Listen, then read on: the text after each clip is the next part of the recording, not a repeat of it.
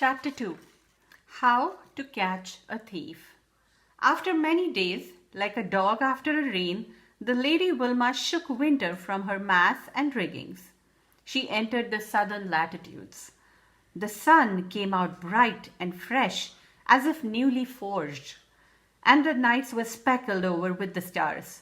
The fires went out in the pot-bellied stoves, and the passengers began to shed their greatcoats and heavy woolens. In another week, they were down to their shirt sleeves. In the lower regions of the ship, Praiseworthy and Jack were still at their shovels. They were powdered over with coal dust, but Jack did not mind the work. It would toughen him for digging in the gold fields, he thought. Still, the roaring flames had lost their friendliness. The boiler room was becoming distinctly overheated. "Master Jack," said Praiseworthy, thinking of the tropic zones that lay ahead, "another week at our post and we shall be roasted alive." But the heat did not bother Jack, for every turn of the paddle wheels brought the far country a bit closer. Even though the sea route was the long way around, it was faster than the overland trail across the plains. The ox-drawn wagon trains were sometimes a year in reaching California, and Jack was in a hurry. Every day counted. It was fine by him that Captain Swain was making a race around the Horn. The captain was in a hurry too.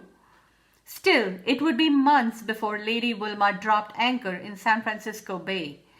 There would hardly be time enough to complete the voyage, reach the mines, make a fortune, and return to Boston before Aunt Arabella had to sell everything. But try they must. "This infernal firebox," Praiseworthy said, wiping the sweat from his face. "We must think of a plan. We must expose the rogue who light-fingered our passage money." The truth of the matter was that neither Jack nor the butler had the slightest idea how to go about catching the thief. But Praiseworthy was undaunted. What do you think undaunted means? Looking at the words around that word, I'm going to say that again. But Praiseworthy was undaunted. They would surely think of something. Meanwhile, they fed the flames, strengthened their backs, toughened their hands, and slept on deck under a balmy sky. In their free time, they washed in buckets of sea water, and Jack began a letter home. He had no idea when or where he would mail it, but Praiseworthy had packed pen and paper and had no intention of allowing Jack to forget his duties. "But I would avoid any direct mention of our temporary misfortune," said the butler with a wink. "No point in worrying your Aunt Arabella even for a moment." Finding a shady spot under a lifeboat, Jack spread out his writing materials and began. "Dear Aunt Arabella, dear Constance, dear Sarah, by this time you have found my note on the tea service and learned that Praiseworthy and I have joined the gold rush to California. I'm writing this at tea. Please do not worry, as we are well and happy and getting plenty of good exercise. Our ship is the Lady Wilma and we are racing the Sea Raven to San Francisco. But at the moment we don't know whether we are ahead or behind, as our ships became separated in bad weather. But now the sky is as blue as it gets. It is hard to remember that you are still having winter back in Boston. I go barefoot. Praiseworthy says we will soon be seeing the Southern Cross in the sky. I'm getting used to the food. We have salt beef and sea biscuits, which are very filling. For dessert, we have dandy funk, which is molasses pudding, or plum duff, which is just about what it sounds like. You would be very proud of me, Aunt Arabella, as I eat everything. Praiseworthy wants to be sure to be remembered. We are partners. We intend to come sailing back to Boston in a year. We will be rich as can be. The ship is very crowded. Everyone is anxious to get to California before the gold is gone. We see other ships on the sea almost every day. They are all California bound. I think it's going to be very crowded in the gold fields. I will tell you about some of our passengers. There is a horse doctor with a wooden leg. There's a judge with a scar over his eye.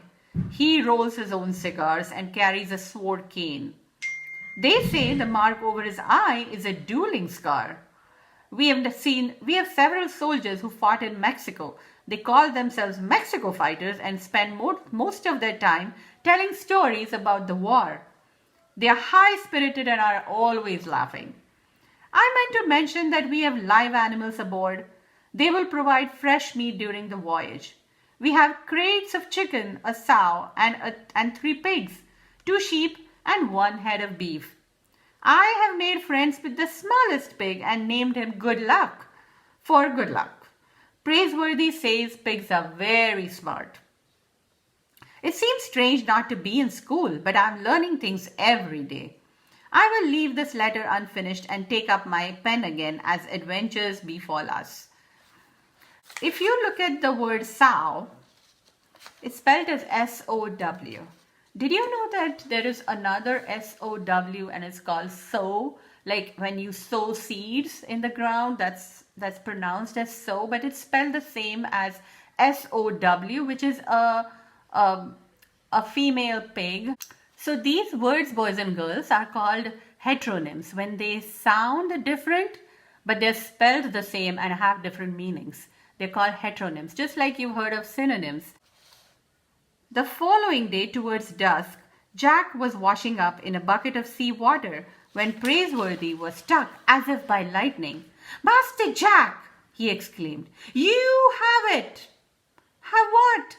answered Jack, looking up. He had Good Luck with him in the boiler room, and now even the pig was covered with coal dust.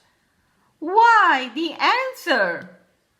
"The answer? What answer to what?" Praiseworthy's eyebrows shot up in delight. "We'll catch the thieving scoundrel at last. You hit it, Master Jack. You have indeed." Jack couldn't think of what he had hit, but the next thing he knew, he was following Praiseworthy like a squirrel up one ladder and then another to the pilot house. Did you notice the craft move, author's craft move here again? He's used a simile to show how fast Jack went. Captain Swain turned and gave the 2 intruders a weather-beaten squint. His temper, if not the growl of his voice, had improved with the weather. "How's the blasted voyage agreeing with you, my hearties?" "No complaints, sir," said Praiseworthy. "What brings you to About X?" And Praiseworthy answered, "You may recall that Master Jack and I suffered a slight misfortune at the very onset of this voyage. Some blasted, that is to say, some despicable thief made off with our funds. Master Jack here has hit upon a scheme to expose the rascal." "Me?" said Jack. "Bah!" the captain erupted. "I don't believe there's any such scamp aboard my ship. I asked the first mate to make close examination of our passenger list. Gentlemen they are, most of them, and the others are too crude for the clever art of cutpurse." "Nevertheless," said Praiseworthy, "I believe he's among your passengers, like fox among sheep. Allow us to prove it." Fox among sheep is an idiom, boys and girls, another craft move, where fox, knowing to be cunning, among sheep who are kind of innocent and gentle. So when a fox is among sheep, the fox is hiding and not being caught because there are a lot of sheep around. And people start thinking that it's just sheep. Captain Swain scratched through his dark whiskers. "How do you figure on exposing him?" "We won't expose him, sir. He'll expose himself. If you will have all passengers assembled in the main saloon after dark, we'll know very soon whether or not you have a clever thief aboard." "By grabs," said the captain thoughtfully, "it's worth a try." When the sea turned black, the whale oil lamps were lit in the main saloon and the passengers began to gather. They joked and joshed. glad for something to do, for they were not used to the idleness of life at sea. This part kind of makes me want to stop and think. It makes me realize that it must have been a really hard journey for most people because people were used to doing things, right? They're used to remaining busy, and on a ship, it's really hard for you to find something to do. It must be a really hard journey, like no television, like we have. The most people didn't have education, so they didn't read books. The weather must have been harsh, like the boat going up and down, and then because of the severe cold, severe heat. Also, there were storms, dangerous pirates. So think about how many hurdles the passengers must have gone through to complete this journey. Jack waited on deck with the black sow from the animal pens. He saw the horse doctor enter on his peg leg, followed by the judge smoking one of his homemade cigars. The ex-soldiers were singing, "I am going to California with the washboard on my knee." When all the passengers were assembled, the captain made a grand entrance, puffing on a twisted black cigar and his long coat flapping almost to his knees. "Gentlemen," he said, "I'll get to the point. I am told there may be a thief among us, a cutpurse. We can't have that now, can we?" "No!" roared out the gold seekers, giving their purses and money belts a reassuring touch. "We'll string him up!" yelled a big fellow known as Mountain Jim. He had full red eyebrows and wore a bobcat cap. The captain held up a hand to stop the voices. "This cutpurse has already struck, gentlemen. He lifted the savings of Mr. Praiseworthy and his young partner. You've seen them working off their passage at the coal bunkers. The thief may strike again. Any one of you may be his next victim. He may be standing at your elbow. I'll now turn the meeting over to the aforementioned persons who have a plan to capture the scoundrel." Praiseworthy, tall and calm, stepped forward. "Thank you, Captain Swain," he said. "Our plan is very simple, gentlemen.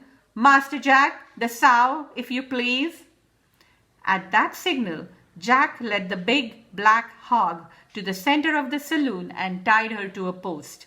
The men began to exchange baffled glances. What is baffled? What had a strange sow to do with catching a thief? Does that kind of tell you a little bit about what baffled might mean?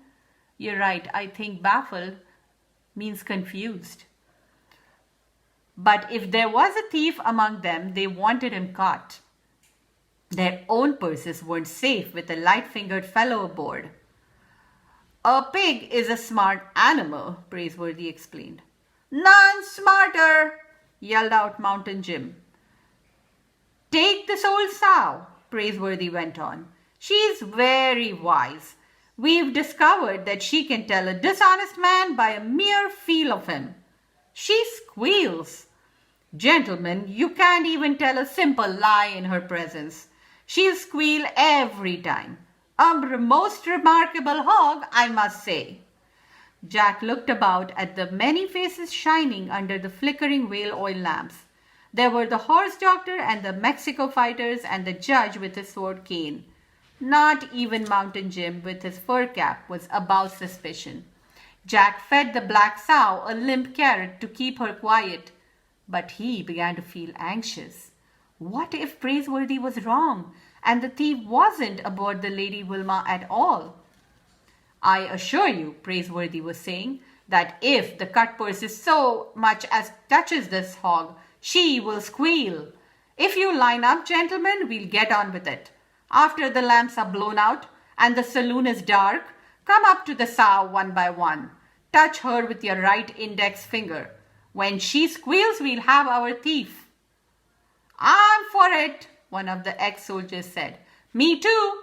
A good plan," said the judge. "Suits me," agreed the horse doctor, turning on his peg leg. "Some of you boys get the lamps. Let's see how smart this hog is. If you are an honest man, You've got nothing to fear.